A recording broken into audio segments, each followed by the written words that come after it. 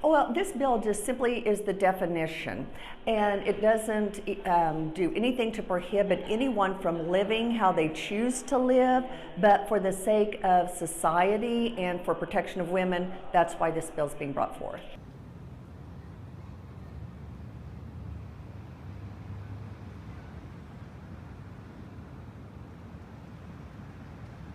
Well, I think it's important because we're seeing instances where biological men are being placed in traditionally women's private spaces, such as prisons, such as domestic abuse shelters, that men identifying as women are being allowed in, and that is a safety concern and it's a privacy concern for biological women.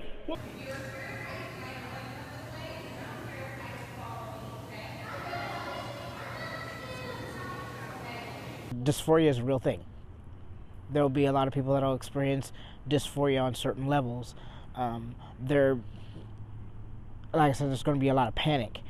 There may even be some suicides, because that's when you start your journey. Those are kind of goals you want to reach. Changing your birth certificate, changing your ID, and then having your gender marker changed on both.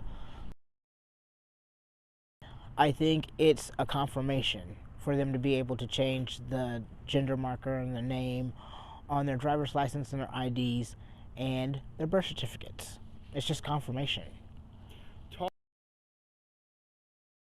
I think it caused a lot of people to mentally go to a dark place they really don't want to be, or they didn't want to return back to.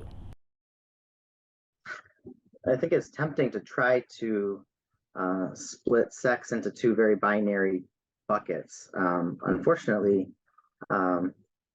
sex is much more complicated than that from a biologic perspective. There's a lot that goes into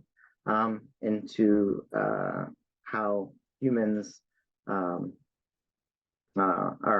sort of dichotomized into sex or can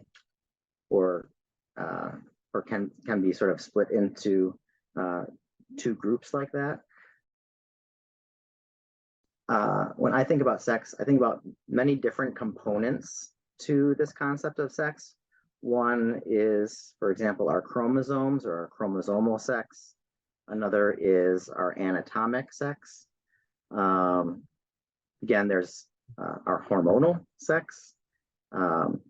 There's gender identity, which is part of the concept of sex. There's fertility considerations